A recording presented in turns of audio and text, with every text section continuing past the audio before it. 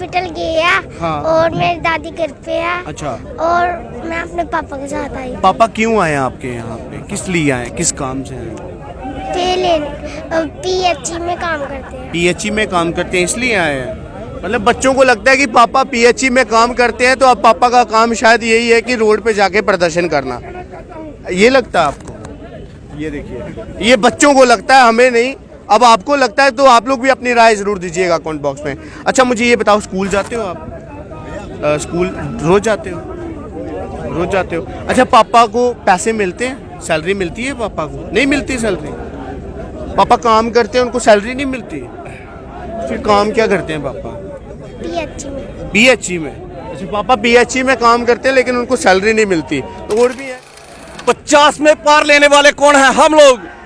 गरीब ही मतदान केंद्र में जाता है, वहां वोट डालता है। मीर तो गाड़ी को लगाएगा, चाबी पिकनिक बनाने चला जाएगा। यही लोग हैं वोटर, यही वोटर, यही झंडा उठाते हैं, यही जिंदाबाद के नारे लगाते हैं, यही लोग पार्टियों के फैन बनते हैं। अगर आप पेड़ पे लात मारोगे, कोई किसी का फैन नहीं होगा, ये सीधी बात है।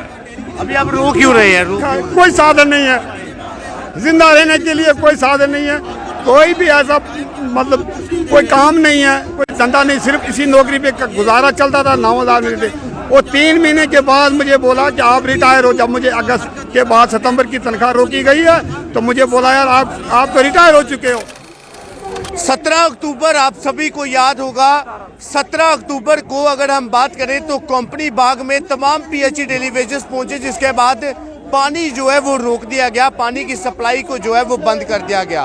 उसी शाम को डिपकॉम जम्मू जो है, रमेश चंद्र इन लोगों को आश्वासन दिलाते हैं कि आप लोगों का मसला जो है वो हल किया जाएगा, आप लोगों के मसले को लेकर जो है वो एक बैठक बुलाई जाएगी।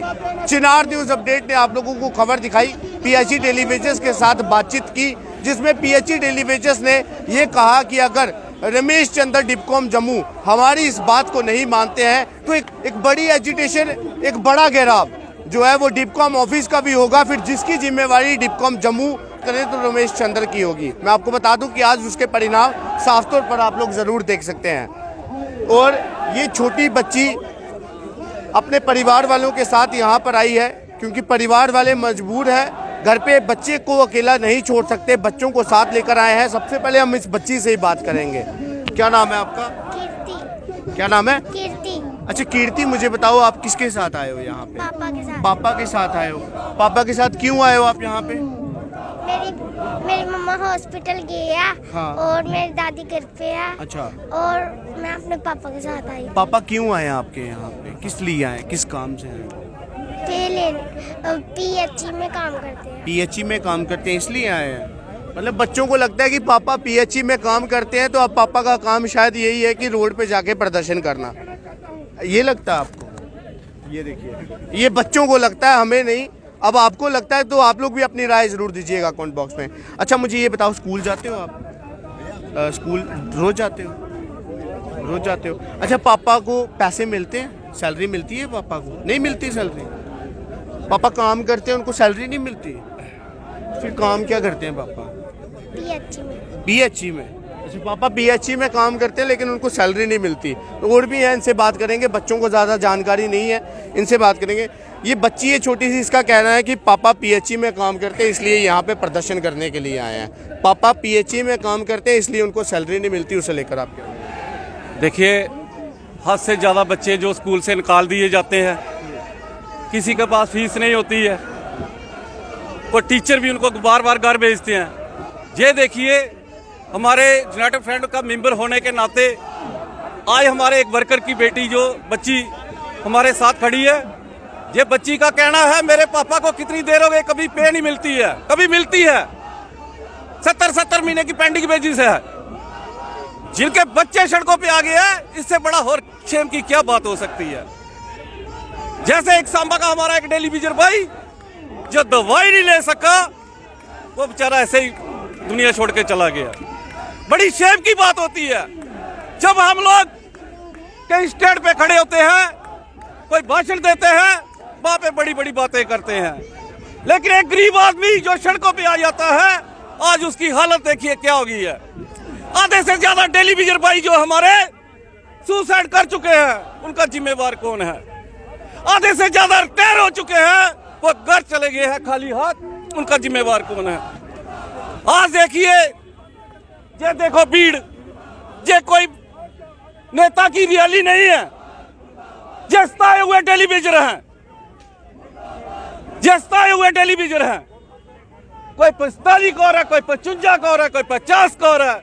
जब एक टेलीविजन इस पीएचई में आया था, किसी की 18 की उम्र थी, किसी की 20 की उम्र थी। आधे से ज्यादा देख लो बुजुर्ग हो चुके हैं। कैसी होती है सरकारें? कैसा इंसाफ होता है? ये इंसाफ की लकीर जो बन चुकी आप लोगों ने खींच दी है, ये आने वाले इलेक्शन में आपको पता चल जाएगा। जय हिंद, जय भारत। अभी भी कह रहे हैं 50 पार जाएगी भाजपा। अरे भाई, 50 में पार लेने वाले कौन है? हम लोग। गरीब ही मतदान केंद्र में जाता है, वहां वोट डालता है। मीर तो गाड़ी को लगाएगा चाबी, पिकनिक बनाने चला जाएगा। यही लोग हैं वोटर, यही वोटर, यही झंडा उठाते हैं, यही जिंदाबाद के नारे लगाते हैं, यही लोग पार्टियों के फैन बनते हैं। अगर आप पेड़ पे लात मारोगे, कोई किसी का फैन नहीं होगा, ये सीधी बात है।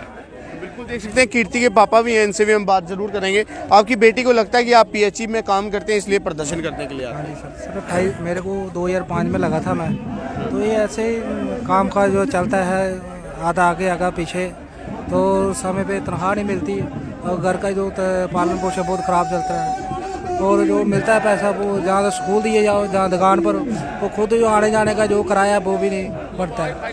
इसलिए हम सरकार से यही गुजारिश करते हैं कि जल्दी से जल्दी फौरी तौर पे मसला हल किया जाए और समय के अनुसार जो जिनका टाइम है पक्के होने का, उनको पक्के कर दी जाए। हाँ जी, बिल्कुल देख सकते हैं, बच्ची ने जो कुछ भी कहा वो हमने आपको जरूर बताया। लेकिन मैं आपको बता दूं कि आज जिस प्रदर्शन में कुछ महिलाएं भी पहुंची हैं, उनसे भी हम बातचीत जरूर करेंगे और आप लोगों के सामने जरूर रखने का प्रयास करेंगे।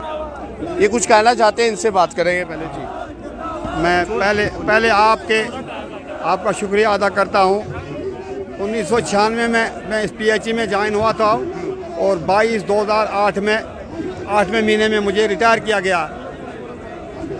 घर में बच्चे कहने लगे, बाबा आपको क्या बोलो, मुझे कोई साधन नहीं है। इस बड़े देश में प्रधानमंत्री बहुत बड़े बातें करते हैं, मगर हमारे लिए, गरीब महकमे के लिए ये पेंशन पॉलिसी पे नहीं है। रिटायरमेंट जिसने 26 साल कोविड में काम किया, मिलिटेंसी में काम किया।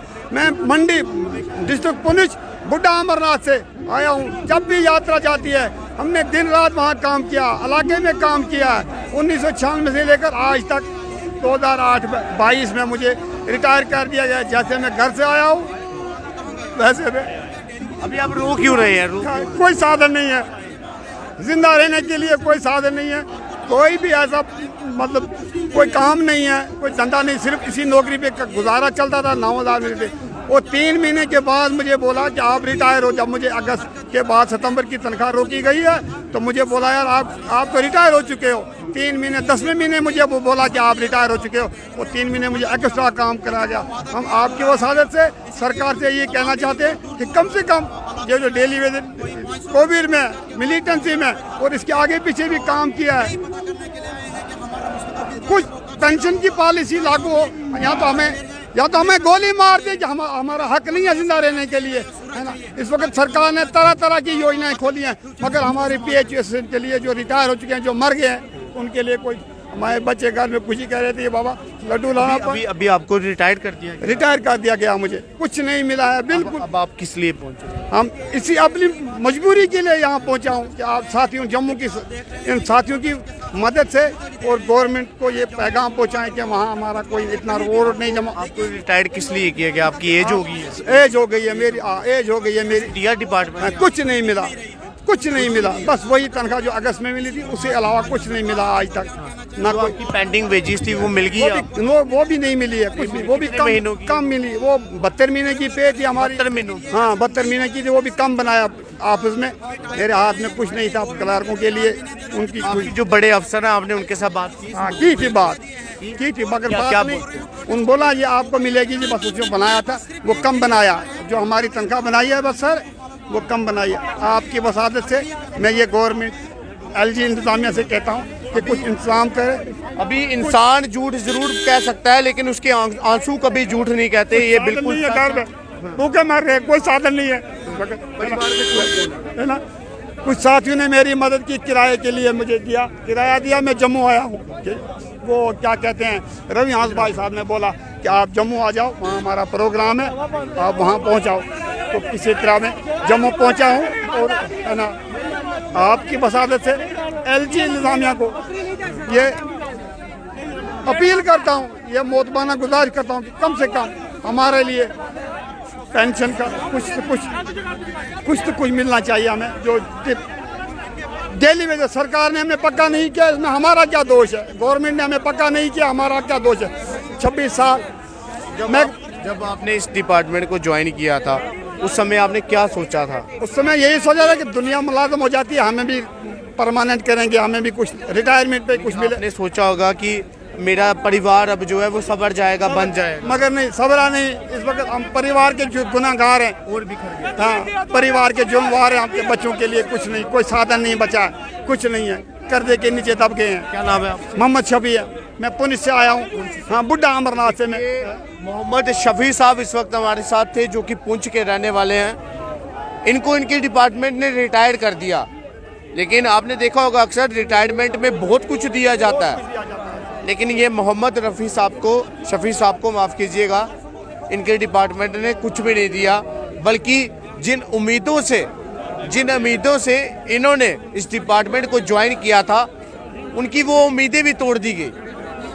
और ये PHE डिपार्टमेंट है, ये PHE विभाग है, जिसके कर्मचारियों को ये नहीं पता कि हमने प्रदर्शन कहाँ करना है, हमारी आवाज़ कहाँ सुनी जाएगी, कौन सा वो ऑफिस है जहाँ जाकर हम दरवाज़ा खटकाएं, हमारी पुकार सुने और हमारी मांगों को पूरा किया जाए। कोविड में जब लोग बाहर नहीं निकलते थे, कोरोना का वक्त जब था, तो हमें जाना पड़ता था घर, जबकि अपने लिए भी खतरा था वो कि पता नहीं कहाँ से संकट हो जाएंगे।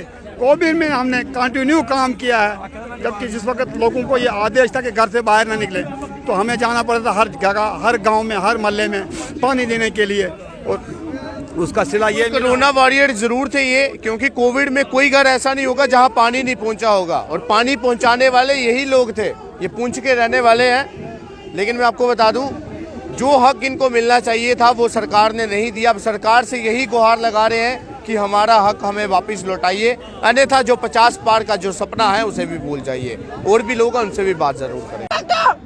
कितनी बार रविंद्र रैना जी डांस करते हैं, कमेटियां बनाती हैं, वो कमेटी, इनको पता नहीं है कि श्यामलाल जो मिनिस्टर रहे थे, data should be done on computerised system, table में होना चाहिए डाटा। हम लोग को कौन बड़ मत समझो, हम पढ़े हुए हैं, मगर हमारी बदकिस्मती थी जो हमें ये पार्टीशन ने हमारा बेड़ा गर्क किया, चाहे वो कांग्रेस था, चाहे वो बीजेपी का। अब इलेक्शन आ गई है, एक कहता है हम करेंगे 60 दिनों के अंदर, वो है ना हमारे प्रताप पुकारी जी, जब आप पावर में थे तब क्यों नहीं किया, तब नहीं हुआ। अब आप बाहर हो गए, 60 दिनों में करोगे, 6 साल रहे तब नहीं हुआ। अभी दूसरे कहते हैं हम करेंगे, आप नहीं करोगे, हम खुद होंगे, तर्ज होंगे। जब आप पानी को क्लोज करेंगे तो आप हमारे उसने देखो कि गवर्नमेंट। आपने जब इतना पढ़ लिख के ये डिपार्टमेंट ज्वाइन किया था, आपने कभी सोचा था कि आपको ये दिन देखना? मैंने सोचा था कि अपने गांव में लोगों की सेवा करें, हो जाएंगे परमानेंट, क्योंकि गवर्नमेंट का मशीनरी होती है। मगर मुझे ये नहीं पता था कि मेरी ये हालत होगी। मेरी तो चलो हो गई, चलो मैं तो बर्बाद हो गया। जो मेरे अनएम्प्लॉयमेंट यूथ आ रहे हैं, जो इतनी बड़ी लिखी डिग्रियां कर रहे हैं, रविंद्र रैना जी आपके वकील बने हुए हैं, उन्होंने कमेटी भी कुछ वकील नहीं है, जीरो। वो तो कह रहे हैं चीफ मिनिस्टर बनूंगा तो सब कुछ मिलेगा। बने वेलकम करते हैं, बने हमारा दिल्ली वेदर का मसला हल करे, आप बने CM के सिवा PM बने। I am also support you। आपको लगता है आपकी प्यार के बिना वो CM बन पाएंगे? है? नहीं बनेंगे क्या? हम दुखी आत्मा है हमारे घर में हमारे माता पिता है, हमारे बच्चे हैं, हम किसी पार्टी से ताल्लुक रखते नहीं है। हम चाहते हैं लोगों को पानी पिलाएं। अपने गांव में हमारी जब माता बहनें परेशान होती हैं, ये लोग तो AC रूम में बैठते हैं, कभी दिल्ली चले जाते हैं। जब हमारा मसला आता है मीटिंग कैंसल, आप खुद आप पढ़े लिखे, आपने खुद टैकल किया इस मसले को। कितनी बार इन्होंने मीटिंगें की, कितनी बार गवर्नर साहब ने अगलाया 10 दिन के अंदर मसला। लद्दाख में पक्के हो सकते हैं, लद्दाख में उनकी सिफारिश हो सकती है, फिर जम्मू कश्मीर में क्यों नहीं? ये पॉलिटिशियनों का कसूर है ना, ये जो जहाँ के ब्यूरोक्रेट है इनका कसूर है। अगर लद्दाख में हो सकते हैं वो हमारी जम्मू कश्मीर का हिस्सा है, ठीक है। ये इन्होंने पता नहीं क्या, मुझे ये समझ नहीं आता। मैं इस मसले में आप भी परेशान होंगे, मीडिया वाले भी सोचते होंगे क्या बढ़ रहा है ये, क्योंकि इसमें मुझे आप लद्दाख में कर दिया तो क्या इनको मुश्किल कौन सी आ रही है जी? आपने भी इसको टाइट कर, इसको थोड़ा हाईलाइट करा मसले को। क्या लगता है वो आपके मसले को पूरा नहीं करना चाहते, ठीक नहीं करना चाहते? हमने दोगी अगर करना हो ना, 1 मिनट कंप्यूटराइज में डाटा लो, सिनेरियो देखो कौन बंदा कितने पीरियड हुआ है, दे आर फाइनलाइज लिस्ट। ये क्या है, जम्मू में आना है, लोगों को भी परेशान करना है, मीडिया वालों को भी परेशान करना, ये हमारा प्रोफेशन नहीं है। लेकिन वो कमेटियां बनाए जा रहे हैं, कुछ नहीं, अपने रूम में बनाते हैं, अपने रूम में वहाँ लड्डू भी आ जाएगा, छाना मुर्गी भी आ जाएगी, खाएंगे पिएंगे, फाइल क्लोज करके फिर टेबल पर। आपका डाटा तो पहले भी 3 बार चले गया। इस समय क्या उनको फर्क नहीं पड़ता है? फर्क तो पड़ेगा, ये आने वाला वक्त ही बताएगा कि फर्क पड़ा या नहीं पड़ा, ठीक है। आने वाला वक्त ये, चलो अब ये तो है, उनको भगवान भी नहीं बख्शेगा। ये मसला है ना, ये बहुत बड़ा मसला है, ये ह्यूमन राइट का मसला है, कोई ऐसा मसला। आपका डाटा पहले भी 3 बार ऑलरेडी क्या लगता है कि वो डाटा डिलीट हो गया या गायब हो गया? पता नहीं, इनको इनके साथ मिले हुए हैं। अगर ऑफिसर टाइट हो ना, कौन नहीं कर सकता है टाइट? टेबल पे फाइल। 17 अक्टूबर को डिपकॉम ने कहा था कि आपके मसले को हल किया जाएगा, लॉ डिपार्टमेंट और भी जनरल डिपार्टमेंट जो है वो सब बिठाए जाएंगे आपके मसले पे बात। हम बिजली कमीशन का काम करते हैं, हमारे ऑफिसर हैं, मगर उन्होंने हमारे साथ जब हमने कंपनी बाग में स्टेशन को क्लोज किया तो उन्होंने हमारे साथ वायदा किया था, वायदा से मुकरना नहीं चाहिए। आप एक बड़ी बड़ी चेयर में बैठे हो, माता रानी के आप बड़े प्यारे भक्त हो, ठीक है। फिर हमारा मसला जनाब है, हम गरीब घराने से ताल्लुक रखते हैं, दूध रात हैं, हम आपकी कदर करते हैं, आप IAS पोस्ट में बैठे हैं, इसलिए हमारे गरीबों के बारे में सोचिए। जय हिंद, जय भारत।